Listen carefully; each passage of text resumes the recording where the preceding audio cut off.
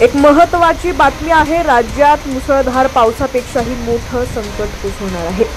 राज्यात सध्या हवामानाची स्थिती जर पाहिली तर काही भागात मुसळधार पावसाचा तडाखा तर काही ठिकाणी तापमानातील चढ उतार जाणवत आहे। आयएमडीने दिलेल्या माहितीनुसार आज 20 सप्टेंबर 2025 मध्य महाराष्ट्र, मराठवाडा आणि पूर्व विदर्भात विजांसह पावसाचा अंदाज व्यक्त केलेला असून काही ठिकाणी येलो अलर्ट जारी करण्यात आला आहे। उर्वरित राज्यात हलक्या पावसासह ढगाळ वातावरण राहण्याची शक्यता आहे। उत्तर अंदमान समुद्रात म्यानमार किनाऱ्यालगत 22 सप्टेंबर पर्यंत चक्राकार वाऱ्यांची स्थिती निर्माण होण्याची शक्यता आहे। त्याच्या प्रभावामुळे 25 सप्टेंबर पर्यंत कमी दाबाचा पट्टा तयार होऊन दक्षिण मध्य महाराष्ट्र ते उत्तर प्रदेश पर्यंत पसरू शकतो। यामुळे पुढील काही दिवस राज्यात पावसाचा जोर चढ उतार करत राहणार आहे। कोकण, मध्य महाराष्ट्र आणि मराठवाड्यात गेल्या 2 दिवसात अनेक ठिकाणी जोरदार पाऊस झाला। धाराशिवच्या वाशी इथं सर्वाधिक 220 मिलीमीटर पावसाची नोंद झाली आहे। पावसाच्या पार्श्वभूमीवरही काही भागात उष्णतेची लाट कायम आहे।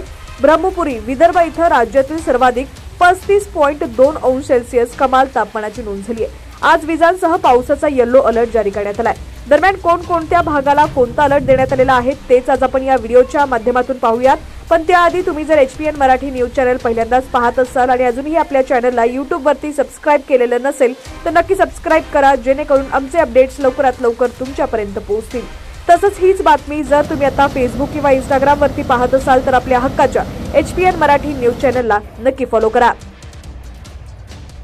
नंदुरबार, धुळे, जळगाव, नाशिक, अहिल्यानगर, पुणे, सातारा, सोलापूर, सांगली, छत्रपती संभाजीनगर, जालना, बीड, परभणी, धाराशिव, लातूर, वर्धा, नागपूर, भंडारा, गोंदिया, चंद्रपूर आणि गडचिरोली या भागाला विजांसह पावसाचा येलो अलर्ट जारी करण्यात आलाय। नैऋत्य मोसमी वारे 14 सप्टेंबर पासून पश्चिम राजस्थानातून माघारी निघालेले आहेत। सध्या बठिंडा, अजमेर, भुज पर्यंत परतीची सीमा स्थिर आहे। पुढील 2 दिवसात गुजरात, राजस्थान, हरियाणा, पंजाब, हिमाचल प्रदेश आणि जम्मू काश्मीर मधील काही भागातून मान्सूनची माघार होण्याची शक्यता व्यक्त केली जाते। दरम्यान शेतकऱ्यांसाठी देखील एक महत्त्वाचा सल्ला आहे। शेतात पाणी साचू देऊ नका, निचरा व्यवस्थित करा। पिकांवर रोग नियंत्रक फवारणी करण्यापूर्वी हवामान स्थिर झाल्यानंतरच उपाययोजना करा।